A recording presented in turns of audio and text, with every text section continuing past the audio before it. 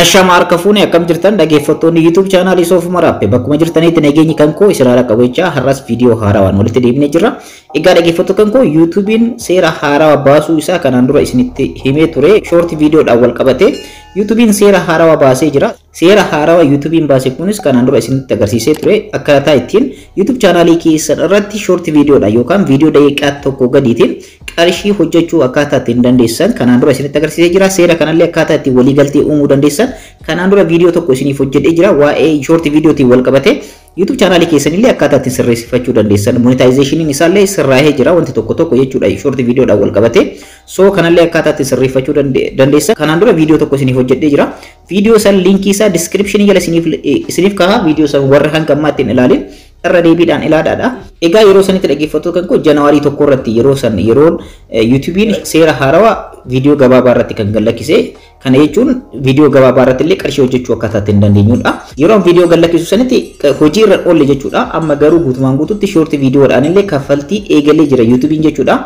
Beeksifni short viidiyoo irratti ni adeema ergasii immoo kaffaltii irraa argachuu ni dandeessanii short viidiyoonis ammaan booda kaffaltii ni qaba jechuudha. Kanaan dura short viidiyoo yookaan immoo viidiyoon gabaabaan kaffaltii hin qabu ture amma immoo ammaan booda YouTube'n short viidiyoo hojjettanii yoo gallakkistan ta'e jechuudha. Dhaggeeffattoota kan koo short viidiyoon akka hojjetamuu akka danda'u kanaan dura viidiyoo tokko hojjedhee jira viidiyoo sanillee linkii isaa description jala isiniif kaa'a.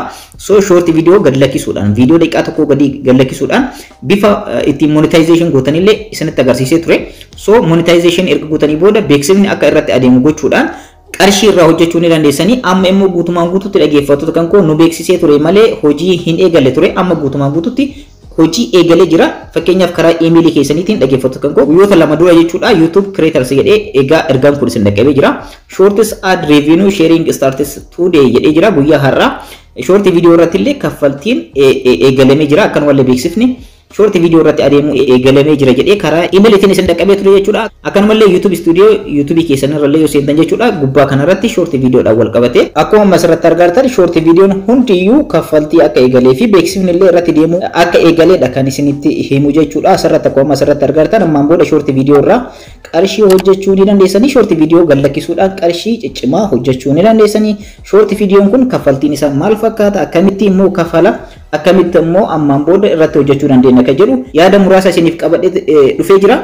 Egaa seera mataa ofii qaba dhaggeeffattoota kan koo short viidiyoon amma gallakkifame kun illee hojjechuudhaaf qarshii jechuudha seera mataa ofii qaba. Seerri kun maal fakkaata ulaagaan isaa hoo maalidha kan jedhu viidiyoo gabaabtuu kana keessatti ni ilaalla. Ani moo'edha chaanala kan koo Soofuma Raappeerra warroonni yeroo jalqabaatiif gara YouTube chaanalii kanaatti dhuftan subscribe gochuudhaan gara maatiiwwan keenyaatti dabalamaadha akkasumas mallattoo notification ol gochuu hin irraanfatinaadha. Yeroo hunda viidiyoo haarawaa yeroo gallakkisu nama hunda dura akka isin dhaqqabuuf maatiiwwan chaanalichaa viidiyoo kana like share gochuudhaan eegalaadha.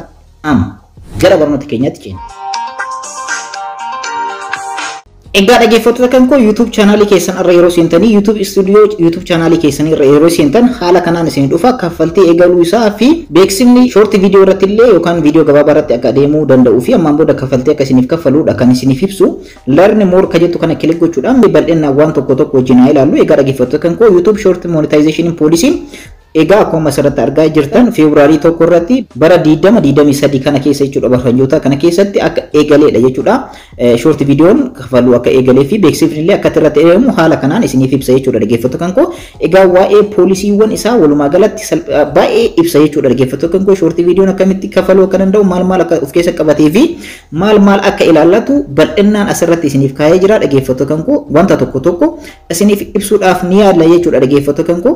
Egaa short viidiyoo yeroo hojjettanitti tokkoffaa irratti wanti isin gochuu qabdan viidiyoon sun guutumaan guututti kan keessan ta'uu qaba dhaggeeffattoota kan koo. Kanaafiyyuu keessan ta'uu qaba yookaan immoo copyright isinitti ta'a jechuudha dhaggeeffattoota kan koo. Kanaaf of eeggannoo gochuun murteessaadha. Viidiyoon isin hojjettan sun viidiyoo sirrii ta'uu fi akkaataa ittiin short viidiyoon ittiin hojjetamu immoo viidiyoo tokko hojjedhee jira kanaan dura viidiyoo san description jala isiniif kaa'a. Short viidiyoon ulaagaa mataa isaa qaba jechuudha kan ittiin hojjettanii fi akkanumallee YouTube keessan irratti illee yeroo gad lakkiftan ulaagaa mataa ofii qaba. Ulaagaa kana guutuun murteessaadha. Akkanumallee beeksifni akka irratti adeemu on gochuu qabdan jechuudha. Beeksisa keessa aad gochuu qabdanii. Egaa wanti tokkoffaa irratti barbaachisaa ta'e seera isaa eeguudha jechuudha dhaggeeffattoota kan koo. Lammaffaa irratti immoo yeroo muuziqaa adda addaatti fayyadamtan immoo kaffaltiin kaffalamu jechuudha. jechuudha. Short video san irraa wanti argamu background irratti ta'uu danda'a. Video keessan background irratti muuziqaa yoo kan fayyadamtan ta'e kaffaltiin muraasni isiniif muraasni immoo isaaniif kaffalama jechuudha. Kanaafiyyuu dhaggeeffattoota kan koo short video irratti YouTube'n wanta kututu kun qabu. Fakkeenyaaf YouTube'n normal video keessan irraa percentage 45 ofii fudhatee 55 isiniif kaffala. Garuu asirratti dhaggeeffattoota kan koo short video irratti video sun guutumaan guutuu keessan yoo kan ta'u taate 100% wanta achirraa argamu guutumaan guutuutti isiniif kaffala.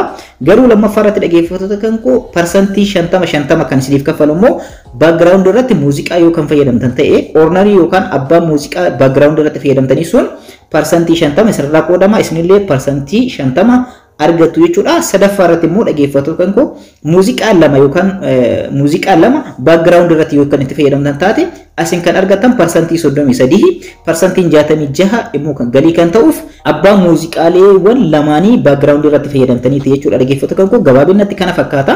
Egaa walumaa galatti dhaggeeffattoota kan koo keessattuu tiraakiiwwan adda addaa background irratti yeroo itti fayyadamtan akka coverii itti fayyadamtan kan ta'u ta'e kaffaltiin sun qixxee akka isiniif kaffaluudha kan beeksisu guutumaan guutuutti jechuudha. Dhaggeeffattoota kan koo asirratti dubbisuu dandeessanii wantoota baay'ee of keessaa qaba. Garuu irratti irra caalatti copyright irraa of eeggannoo gochuu ni dandeessu. Asirratti garuu raised content wanti jedhamu hin jiru. Raised content jechuun akkuma kanaan dura beektan jechuudha. Background irratti viidiyoowwan muuziqaawwan fayyadamtan viidiyoo namaas yoo kan fayyadamtan raised content jedhamee kan galmaa'u. Asirratti garuu kaffaltii namoota abbaa muuziqaa saniiti yookaan viidiyoo saniitiif waan kaffaluuf raised content wanti jedhamu hin jiru jechuudha. Yoo kan ta'us ta'e kaffaltii kana isinirraa hir'isa jechuudha. Akkuma duratti isiniif ibse viidiyoon sun guutumaan guutuutti kan keessan kan dhuunfaa keessan yoo ta'e percentage 100 isiniif kaffala wanta achirraa argamu jechuudha. Garuu percentage 50 kan isinirraa kaffalu background irratti viidiyoo nama tokko kan fayyadamtan ta'e percentage 50 nama abbaa muuziqaa saniitiif yookaan viidiyoo saniitiif isiniif kaffala. Itti aansuudhaan immoo dhaggeeffattoota kan koo percentage 50 isiniif kaffala. Kana yoo isiniin jedhu dhaggeeffattoota kan koo viidiyoo san keessatti qabiyyee tokko yoo kan hin qabaatin ta'e copyrightidha kan ta'u jechuudha.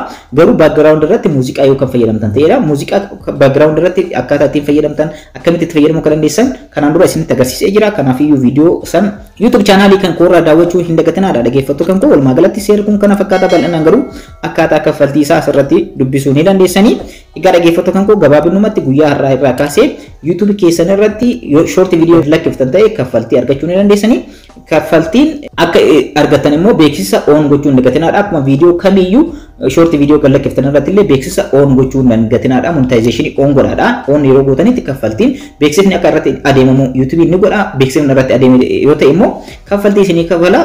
Beeksisa ofii isaatii irratti isinii fida. Beeksisa amma fakkeenyaaf YouTube irratti daqiiqaa 8 ol ta'e ofii keessanii irratti hidhattanii yookaan daqiiqaa 8 gadi kan ta'e immoo YouTube mattu mataa isaattu irra galcha waan ta'eef wanti isin rakkisuun qabu short video irratti beeksisa isattu galcha. Kanaafiyyuu isin monetization qofa gootan viidiyoo keessa yeroo gallakiftanitti seera ittiin short video ittiin gallakkisuu dandeessan YouTube keessan irratti fi akkamitti hojjechuu akkaataa ittiin dandeessan viidiyoo san description jala isiniif kaa'ee achirraa argachuu dandeessanii. Walumaa galatti dhaggeeffattoota kan koo ammaan booda short video irraa kaffaltii eegalee jira jechuudha YouTube'n. Kanaafiyyuu dhaggeeffattoota kan koo emailiin kun namoota hundayyuu dhaqqabee jira. Kanaafiyyuu emailiin kun maalidha warroonni naan jettan jirtanii short videoon ammaan booda kaffaltii eegaluu fi beeksifni akka irratti adeemu kan ilaallatudha. Kanaafiyyuu viidiyoo kana egaa hammarraa jalqabee Feebruaarii 1 irraa jalqabee jechuudha dhaggeeffattoota bara 2023 kana keessatti jechuudha beeksisa short video irratti ni adeema. Kanaaf kaffaltii irraa argachuu dandeessanii. Information gahaa isiniin gahee jira jedhee yaada short videoodhaan wal qabatee ammaan booda akkuma viidiyoo dhedheeroodhaa short video irraallee qarshii hojjechuu akkaataa ittiin dandeessanidha. YouTube'n seera haarawaa kana kan baase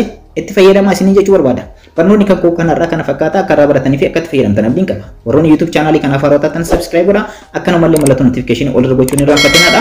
Viidiyoo kana like share gochuun hin irraanfatinaa. Yeroo biraa barnoota biraatti walitti deebinaa. Horaa bulaa.